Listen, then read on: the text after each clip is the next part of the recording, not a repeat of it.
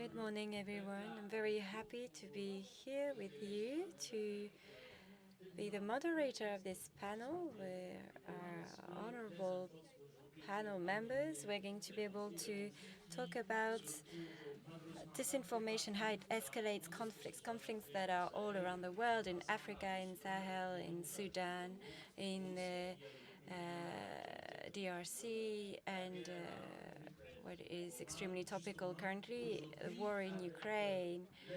How, with social networks, the different platforms, have we seen the nature of conflicts change? How they have now escalated. With us, we have Gustav Katsuva, journalist for Congo Czech. Congo Czech is the first francophone fast-checking platform that's received the International Fast Check Network certificate. He comes from the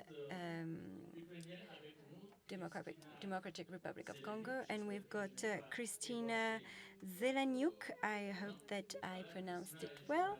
Christina is a journalist, TV journalist for 1+1 TV. And we're going to be able to have an exchange with her as well. And as you can see on the screen, we've got Julien Nossetti, researcher at the IFRI, French Institute of International Relations. Before we start addressing these issues, we know that some conflicts are more covered by the media than others. Gustav, there is a conflict in DRC between the Congolese army and the M21 rebels. It's not well covered by the media, not enough. Could you tell us more about this conflict? What is it about, more precisely? Thank you very much for your question. Before I answer, I'd like to say that there's a UN report that has condemned Rwanda. And as you know, in Congo, some Congolese people are also of Rwandan origin. And each time some attacks done by soldiers and from M23, people of Rwandan origins, but they're actually Congolese people. They are Wisha, who live in the North Kivu region, and the Molenge, who live in South Kivu. And each time the M23 rebels are killing people, the day after, the following days, Congolese people are the target of those attacks. A fact checker in Congo, unfortunately, just because of his body shape, or more fortunately, was able to escape death. So conflict that is opposing two states and that has impacts on the civil society. What about the disinformation? How does it take place in DRC? Well, fake news are published. Sometimes on social networks, pictures are published, and they have nothing to do with M23's action. So you might see a picture that is connected to South African xenophobia, and on social networks, it says that some Congolese students are being persecuted by Rwanda, and we're here to establish the truth. So some accusations from one group to another. Christina, you're from Ukraine. War in Ukraine is largely covered by the media. Have you seen disinformation? Have you seen it in the media, but also between the different warmongers, whether in Russia or your government in Ukraine? Thank you so much for the invitation and this honest floor to address those audience. Before answering your question, I want to remind you the specific topic of our floor today. It's the information escalate, how information actually escalates conflicts.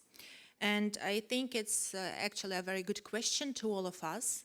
And it's very easy from one hand to give an easy answer because everyone deals with the information and social media every day. Every day we woke up and the first thing that we do is pick up our phone and scroll in this news and our social media.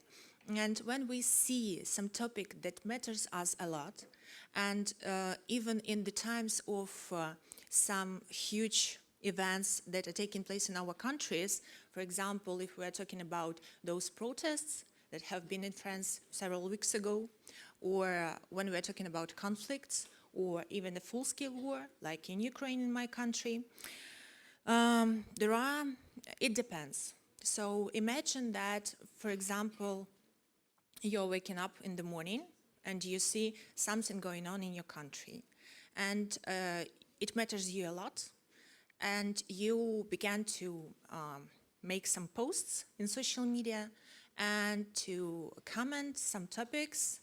And how do you think? Do you escalate the situation in those specific period or not?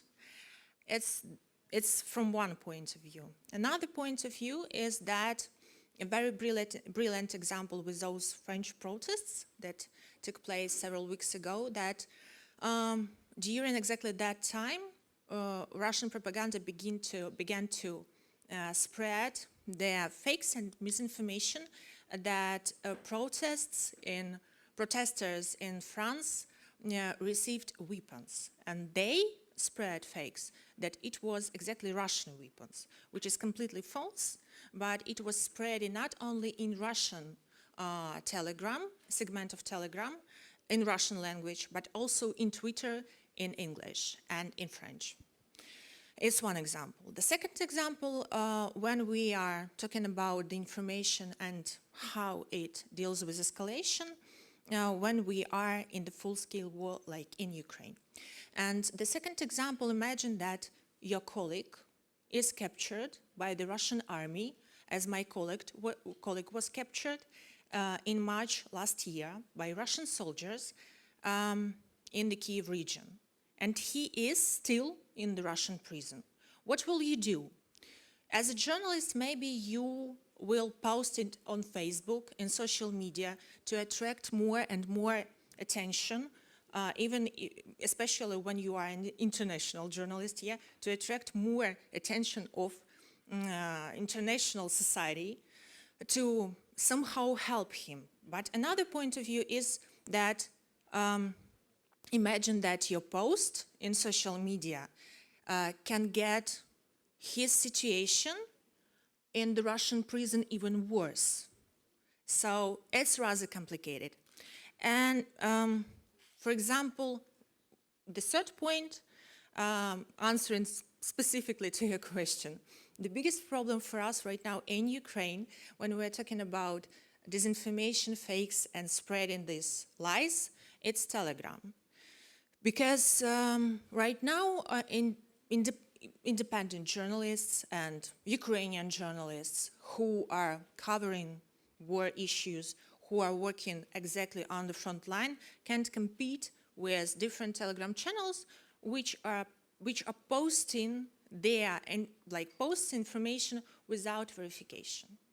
And many of those specific Telegram channels are supported by Russians. They are spreading conspiracy theories, fake news, and I give you a brilliant example that when I was sitting in a basement in Kiev in February and March last year, Russians were spreading like 20,000 Kadyrovtsev, like Chechens, are going to capture Kiev. And I was sitting and looking for those fake videos and photos, and for 10 seconds I was like, oh my God, is it real? And then I just realized it's fake. And it's have nothing in common with like a real story. So maybe I will stop here and we will discuss then with the audience because we have very much representatives from different countries on what social media is the most popular in your countries. Oui, voilà. Pour un partage so that we share our time in a fair way. I'm not going to continue directly with you, but I will have another question because you're describing information about the Russian context, and would like to know if the Ukrainian government also could be the author of such a disinformation. And I'm going to turn to Julien now. We've been talking about disinformation, war, manipulation, propaganda, but there's nothing new here.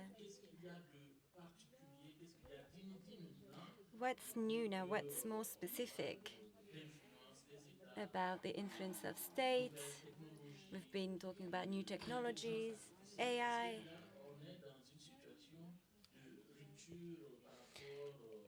Is this now a situation of divide, of change from the past, the new state of play?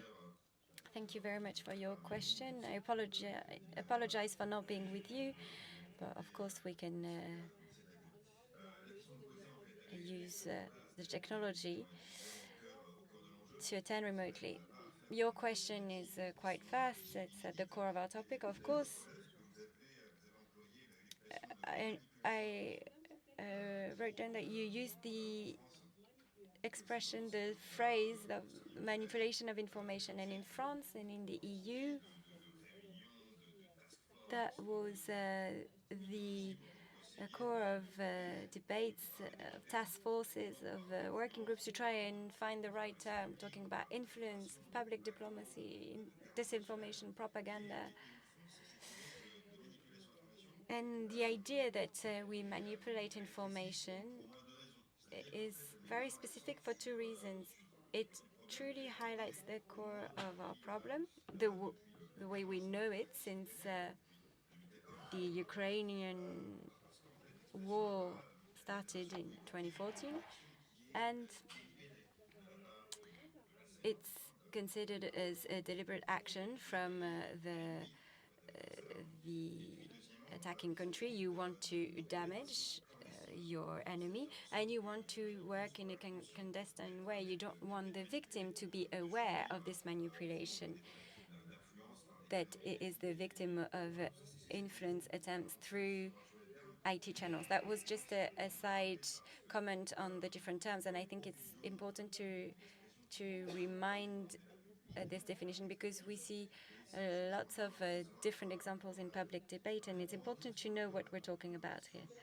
Regarding your question on what's changed for the past few years, unfortunately, the war in Ukraine has shed light on this trend in an abrupt way. And I've got a British author in mind, Mark Galeotti, who's been working a lot on these issues, and he's been talking about the militarization, the weaponization of everything, energy,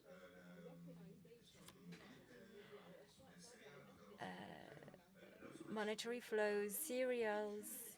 Information is a weapon as any other weapon and should be used for wholesale reasons, should be instrumentalized, and that's been broadly used with the invasion of Ukraine. And it goes, it's the case for our current situation. It's neither a war, neither a peace. The conflict is latent. It's going to be prolonged. There's no beginning, no end. And so there's the idea of time, of this international context. That's the case for the decision makers, but also for the victims of those conflicts. Second thing, the stakeholders that are involved. Who are we talking about today? It's difficult to define the frontiers of this theater, this war theater. So you don't know who is the soldier, who is the subject of the war state, and the civilians that might also intervene in this war theater. So this is the frontiers, the borders are quite blurry, and we've seen certain Russian stakeholders who are involved not only in Ukraine but also in certain sub-Saharan countries, and we'll be able to mention it later on. It's very tricky to understand who does what, who belongs to whom, to which country are they loyal.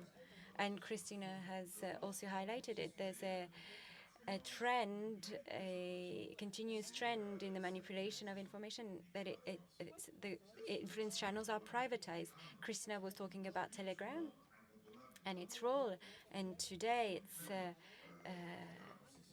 used in the conflict in Ukraine in an inevitable way. It's not a social network, not only a social network or a messaging network, it's also a marketplace.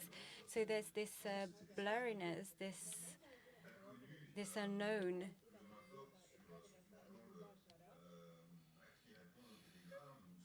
Regarding the role of Telegram, where are the data stored?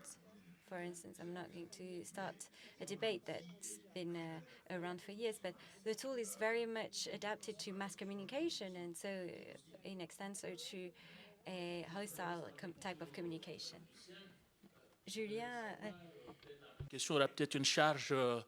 I'd like to know, and that must be quite controversial, provocative, but I'd like to have a summary, maybe of this new way of proceeding. Is this just done by Russia or by other undemocratic countries? So, for instance, only in the Eastern Bloc countries, or Western countries also involved in this type of war? That's a broad question that can be quite political. So, this is a slippery ground, and it's easier for me to be remote, maybe.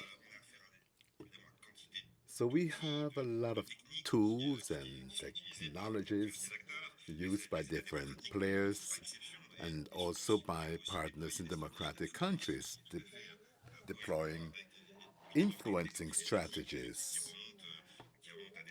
And that has been done for years or decades.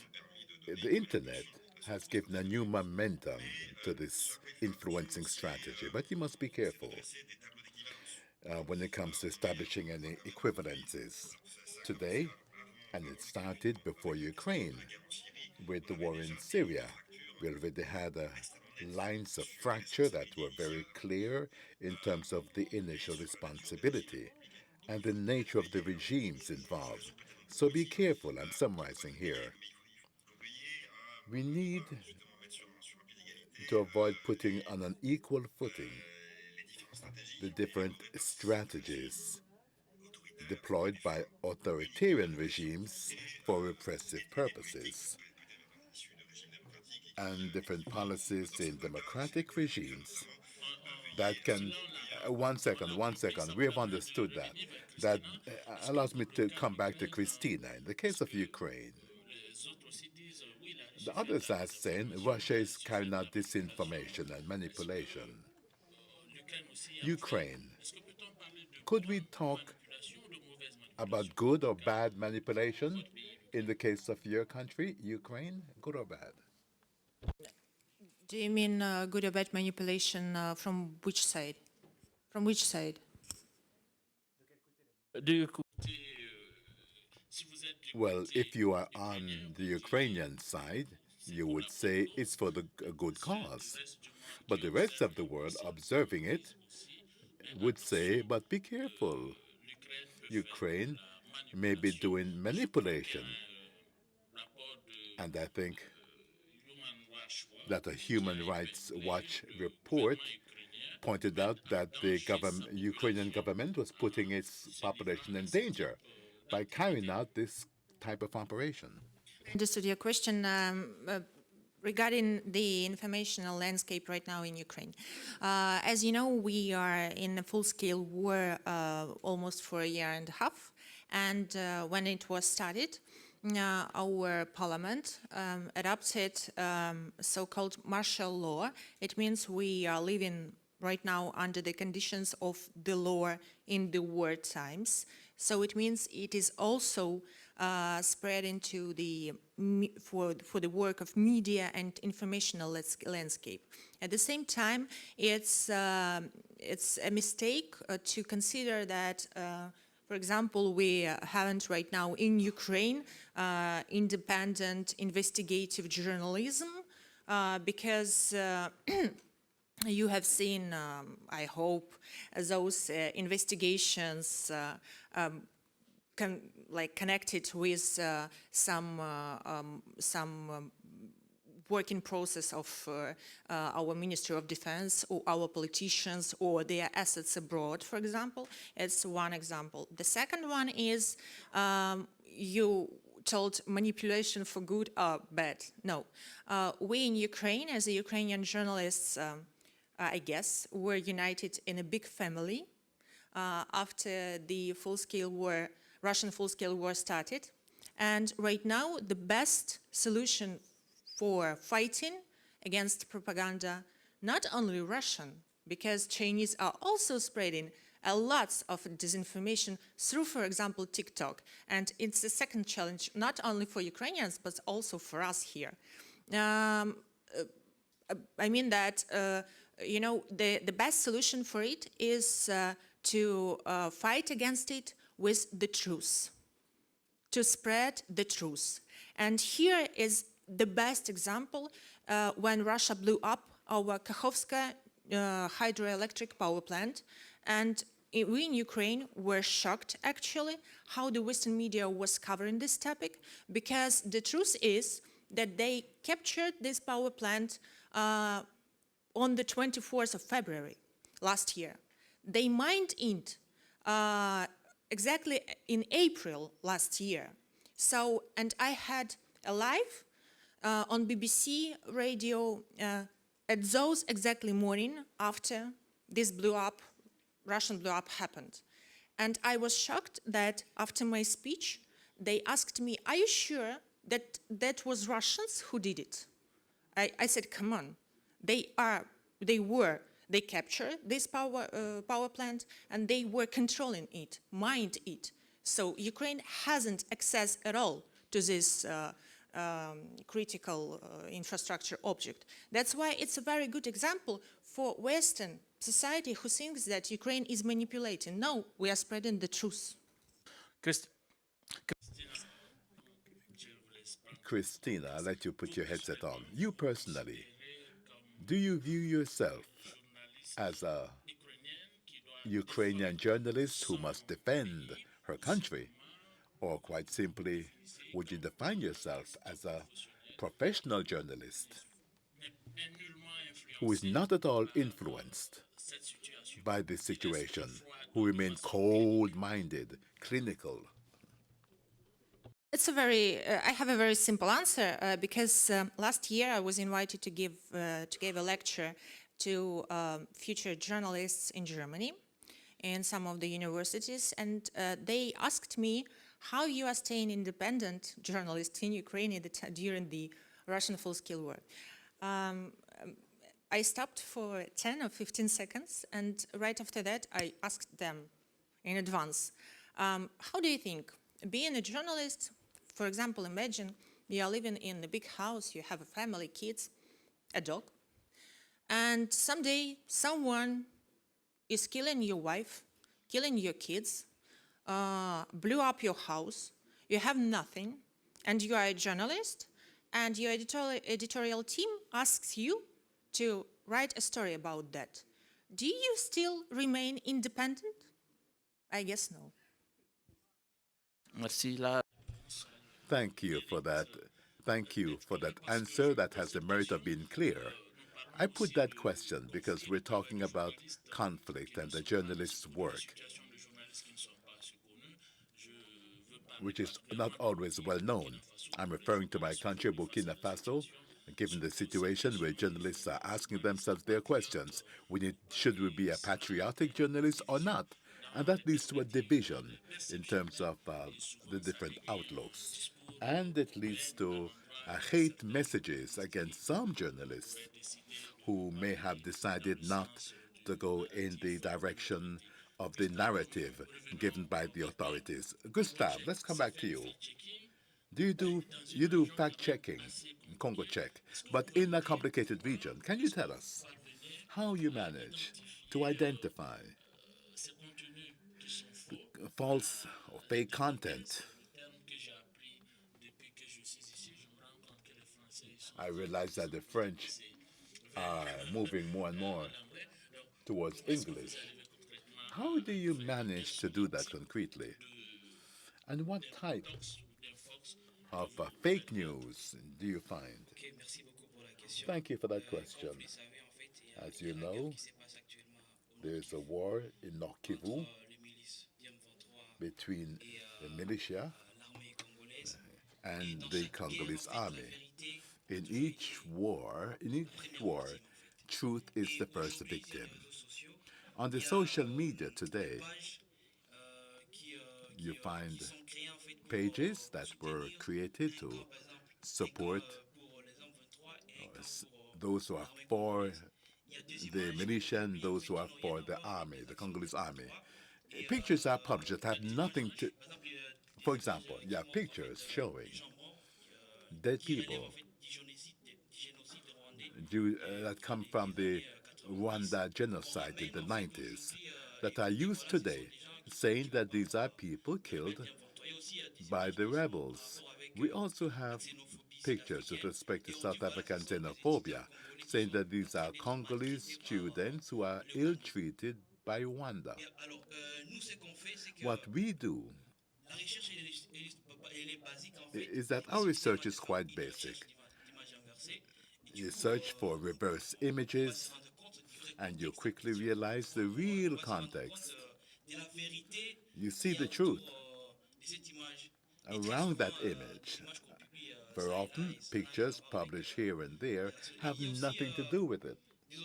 You also have the authorities that spread fake news. Congolese minister published on a certified Twitter account a picture of a person seriously injured in the back. But unfortunately, it was fake news. He said that it was someone who lived in Richowo who was ill treated and tortured. So, in Congo Check, in our fact checking, we carried out a search in reverse images, and we realized the picture had nothing to do with what was happening in North Kivu. It was an artistic work by a Nigerian artist. It was a work for makeup in the cinema. We have been saying here that disinformation aggravates conflictual situations.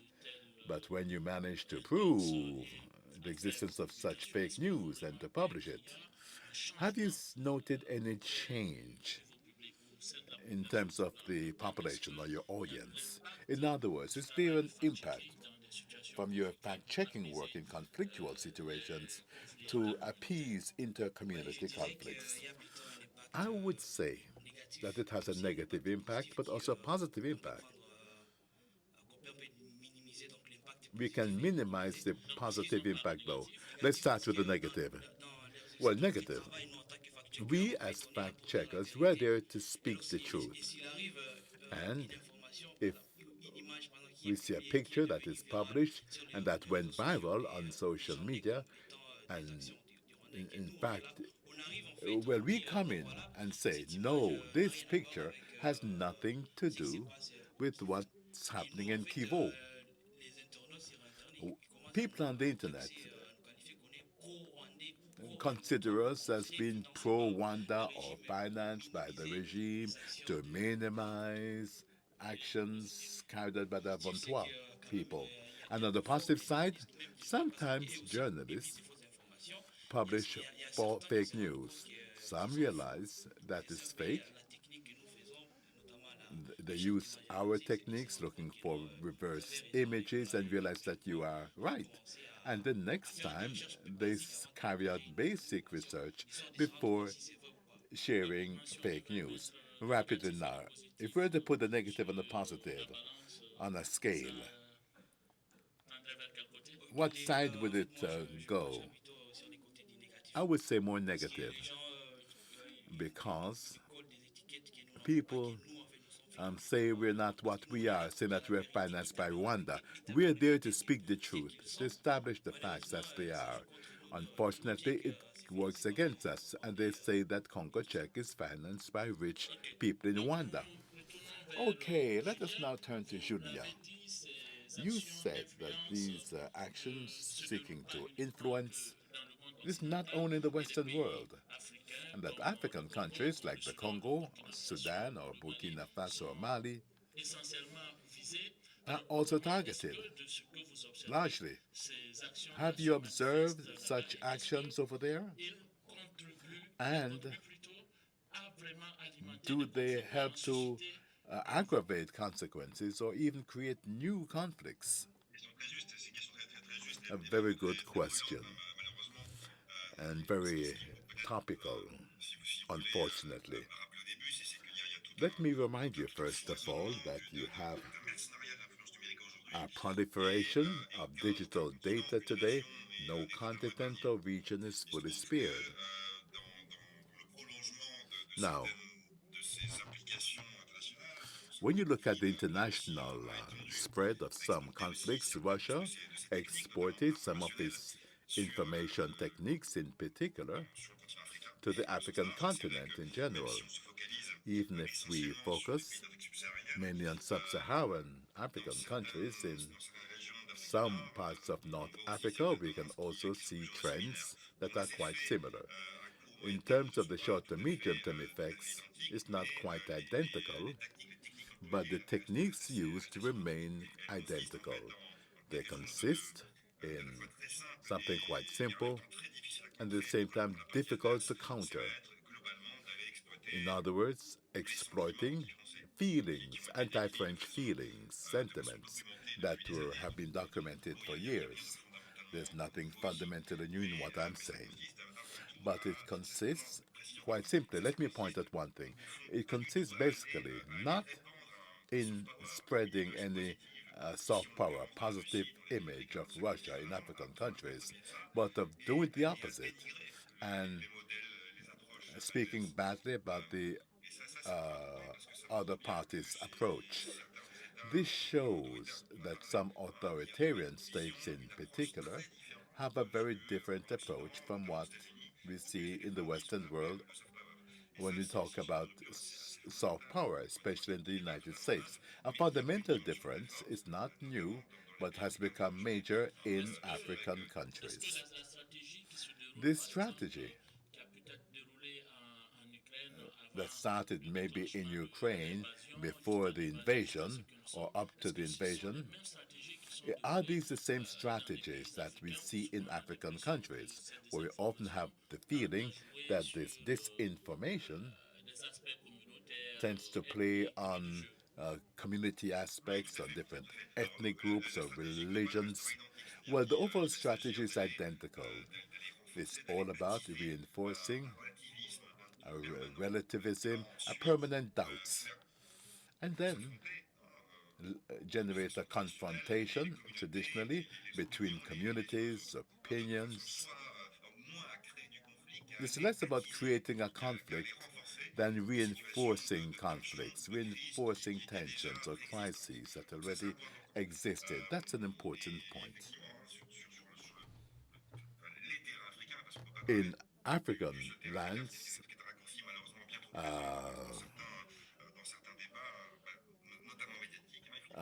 not in any specific country, I must say, the different goals remain quite similar. Methods may differ with respect to the conflict in Ukraine. given the immediate proximity between Russia and Ukraine, some tactics would be different. For example, this is taken from the Ukrainian case for a year and a half now. There have been a combination of an information strategy and a physical or cyber strategy. In some Ukrainian provinces that were invaded by Russia since February 2022, the Russians have been rerouting digital data flows to Russia so that the data flows are subject to Russian law. And therefore, so that the Ukrainian populations living in the regions conquered by Russia now perceive or see the world through the eyes of the Russian censors, because the data information is subject to Russian law. It's more technical or complex, but this is really fundamental, because here you have the idea of taking control of infrastructures which are used to disseminate information subject to totally different laws from the existing political framework. And that is very dangerous. That's the case of Ukraine, but we can also see that in the future, if you look towards the future in other parts of the world, we'll already see that with legislation with respect to cybercrime applied to citizens and journalists in some African countries. I can see that the gentleman, Mr. Husman, former president of the Higher Council of Communication in Niger, did a report on that. And I can see that he'd like to say a few words. And I'm looking at the time as well, because we need to allot some time for the audience. But before that, 5 minutes left. Okay, very quickly, I turn to Christina. Is it important for you to speak about the role of Telegram in disinformation in Russia? Here too, we're trying to see what type of solution could we find to remedy this problem, because from what you explained to me, it is through Telegram that the evil is done. I think even I can say here even more. I totally agree with all that we have said just right now. I think we should work here with our Western allies and partners and think about the change in the approach to the process of combating and debunking the disinformation campaigns. As I've said before, we are not talking about only like Russian disinformation, it's Chinese and others. It's very important to raise the question, are those projects for debunking and beating the disinformation campaigns are still working? And when we're talking about Russian Federation especially, those media who are in exile right now here and supported by grants on a ground here in European Union or in other places, do they really have an impact on Russian society? Still, I'm not sure. Maybe we have to think about a different approach to this. Because, for example, when we were talking about African countries, Russia is very much working here in those countries, spreading those narratives that are that can fuel future conflicts, which will have an impact also on the European Union and the European continent. That's why as a media representative, media worker and journalist, I see from inside that those particular projects that was created, disinformational projects that was created in the European Union for the money on European Union, they doesn't really work. Okay, très rapidement. Okay. So very briefly now, before giving the floor to Gustave, I'd like to turn to Julien and ask, the GAFAMs, Do they carry a responsibility? And should we do with the GAFAMs? In a minute 30, let's say, very quickly, before we give the floor to Gustav and the audience. Thank you. It would take 3 hours to answer that question. So I'll try to do that in 1 minute.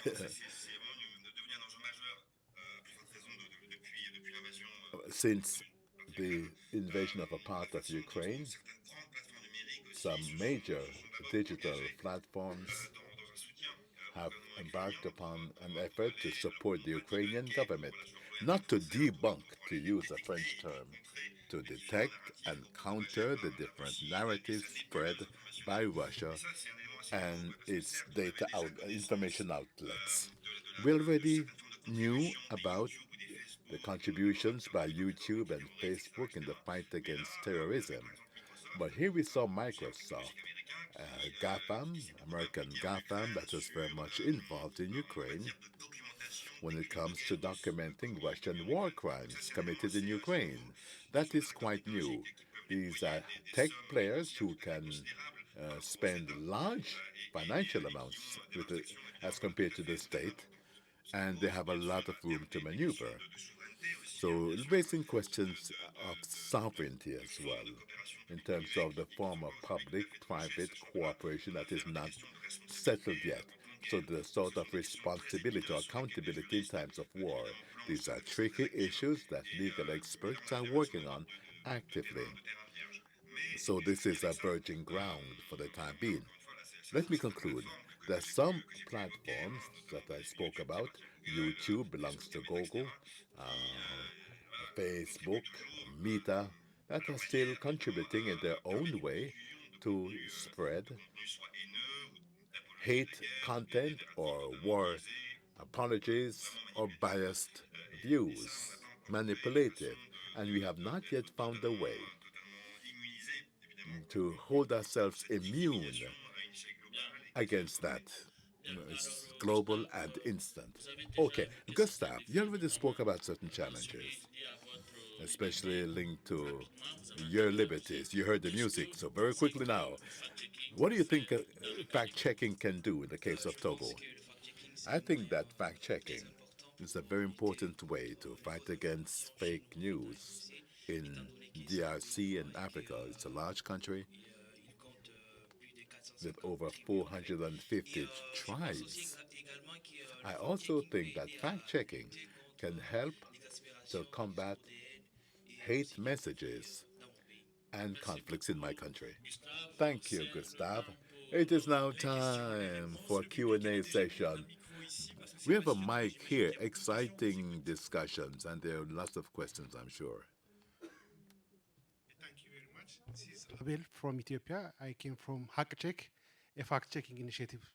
So I want to present the challenge we face during the war in the northern Ethiopia. So at that time, the rebel group and the federal government was engaging in a bloody war. So both parties were engaged in propaganda. So at that time, as a fact-checking organization, we used to debunk those information from both sides. So because of that, both sides were attacking us. Some of them were trying to discredit our work by calling us as a genocide sympathizer, others as a traitor. So how can fact-checking organization survive such kind of things? Thank you. Je pense que I think, Gustav, we can answer that question.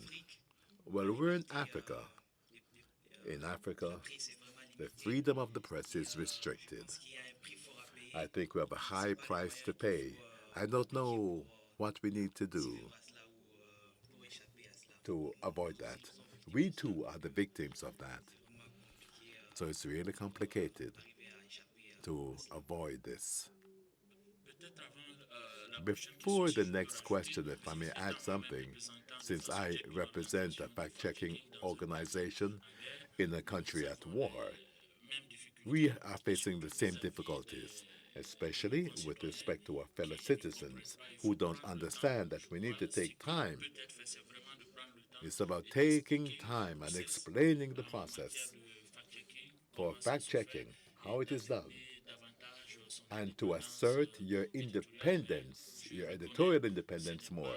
But I must admit, it's not easy, and there are areas where we just have to give up. There's no way out. Yeah, the roving mic. Yes, thank you. I'm from Congo, Czech, and thank you for this discussion. 2, 3 minutes, maybe 2 minutes. I'm a co-founder of Congo Czech, and their colleagues, a good journalist and colleague, is a living journalist, first and foremost. Never put your life in jeopardy to defend information apart from patriots. Some of our sites are not in DRC because we may be cut off anytime, and I've been threatened by death while I was preparing my marriage. So I no longer go there. Living journalist. So stay alive if you have to leave your country.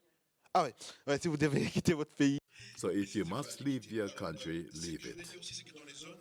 I also wanted to say that there are areas where it is impossible to overlook disinformation. Something may seem trivial, and you may say no one will believe this, but it may cost people's lives. In DRC, you spoke about patriotic journalism. Journalists who create disinformation against the enemy, saying that the rebels have abandoned 5 villages. But in fact, they beat them. The citizens, the problem will go to these villages and think it's true. And a lot of them were lynched and massacred by the rebels because some acknowledged journalists received money from the Congolese government to lie and say that the villages were abandoned. So there's no good fake news in that case, to answer the question you raised. Provocation. Yes, it doesn't matter on which side. In Ukraine, my colleague from Ukraine, we spoke about a pilot on a fighter plane who shot down many Russian fighter planes, but it was a video game. Even the Ukrainian army and the Ministry of Defense supported that. In the case of a conflict, those who aggress and those who are aggressed, unfortunately, play that game.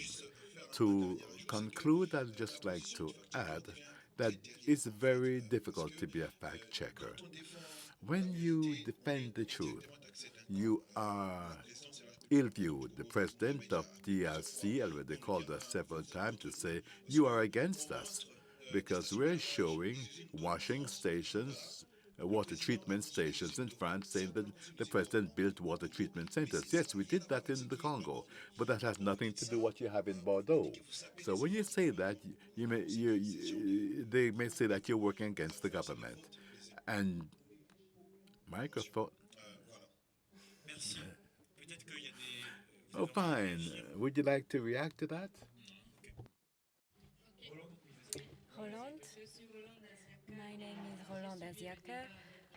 I found the debate extremely interesting, and that's a good connection with the third workshop on the second day. Journalists who are working in sensitive contexts. I was listening to the journalist from Ukraine. She was saying it's difficult to have emotions when you are a journalist and you're impacted. Apologies, she's expected for lunch, but the other speakers are here. In our first workshop, we asked ourselves this question: can journalists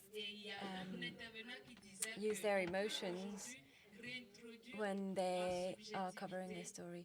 And someone said that we could reintroduce subjectivity in journalism. And here we're talking about conflict zones. What do you think about this? As she said, it's difficult to make a difference between the context where we are impacted by the conflict. Could journalists choose subjectivity rather than objectivity when they're covering a story? Thank you for your question.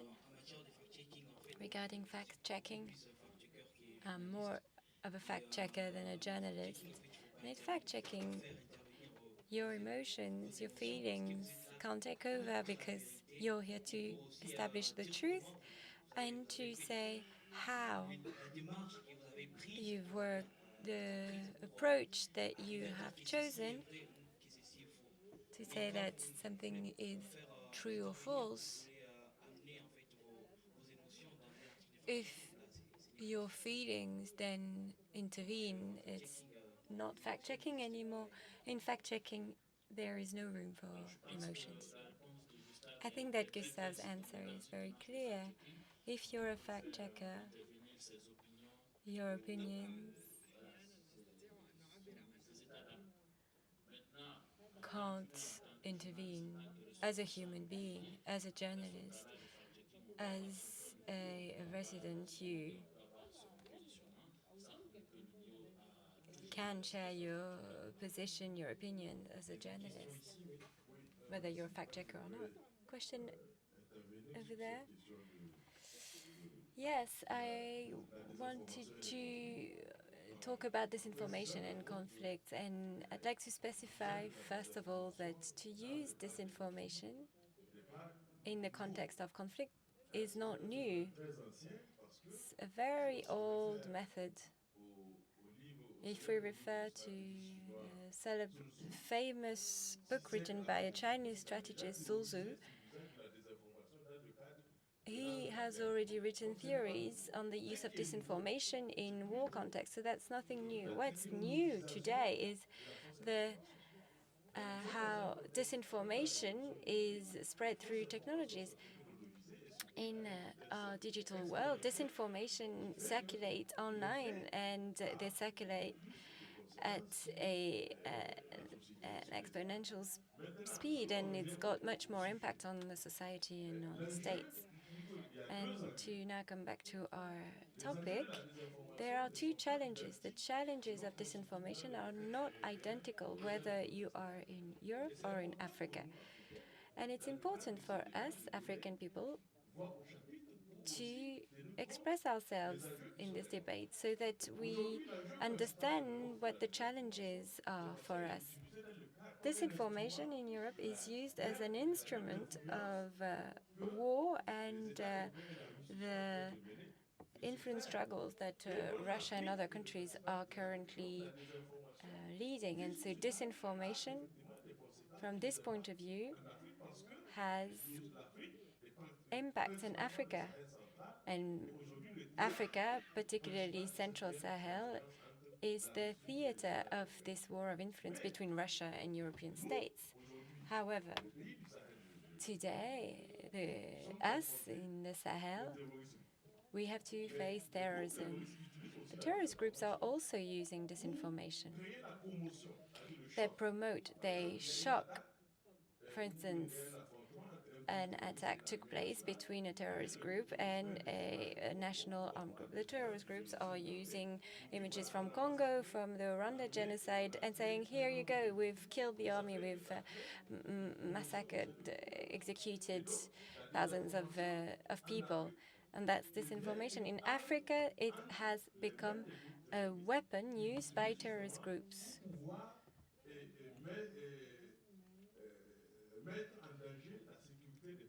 so that they can put people's security and goods in danger. As an African European civil society, African and European states, African and European media, our challenge is to find a common agenda to fight against disinformation. And we take into account both European states, the fight against disinformation as an instrument of influence, and the African challenges, because to fight terrorism, several African states have adopted cyber laws or have modified existing cyber laws in order to restrain the civic space or in order to kill the freedom of expression. So that's an important challenge for us. We have to face this problem in Africa. And we need to find a common agenda that is taking into account those challenges to fight against war of influence, but also democratic challenges in Africa. You are right. Julien, the city, I don't know if you can hear us. You may want to comment on what has just been said so that we can have a bit more context and your analysis about this. A comment on the previous comment regarding emotions, how journalism should take into account emotions or not. As a researcher, we also have to face those risks in a quite logical way, and so no one's is protected from this. So you need to, of course, analyze the situation and take a step back. But it was just to say that we are also human, and we have to be subjected to this as well. Regarding the second comment, you've highlighted the fact that the digital influence is more and more technologized, there's more and more technologies involved, and I fully agree. We haven't mentioned one thing today with the democratization of OSINT tools, open source intelligence tools that are available online on our social networks quite easily, and that's quite affordable. You can be a player, an actor in the conflict, and there are certain collectives, they're almost like media outlets, such as Medusa, Insider. They've managed to collect a large quantity of information, of data, and in this particular context regarding Ukraine and different Russian practices, that has Uberized, in a way, the media coverage of the conflict. Such a number of stakeholders who have a real impact, a real influence on the collect of certain information. That's interesting because that contributes to the war narrative. It may have an influence on the way it evolves and how it's perceived by populations. And I'll stop here. But today, populations, more and more, they are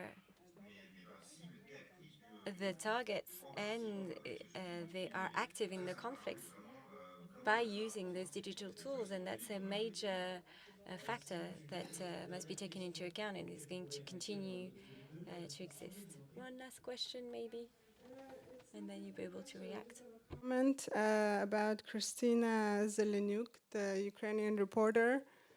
Her basically surprised at being questioned by a BBC reporter about whether the explosion was the work of the Russians or the Ukrainians. It's important, I think, to still question the narrative, even though the whole world seems to be united in who they're for. Because to arrive at the truth, especially for journalists, it's important to keep questioning.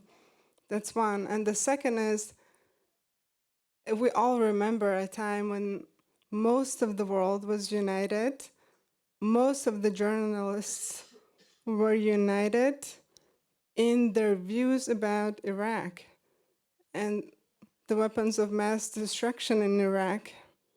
And then now we know there were no weapons. So I think as journalists, it's critical to keep questioning and not to just believe one side because we're being told that's the right side. Thank you. Et je pense qu'on peut en profiter pour applaudir. Thank you, and yes, we can give a round of applause for all our participants. Thank you to Boreme Saluka. Thank you for the whole team. Julien from OCTS. We'll see you soon, and then we're now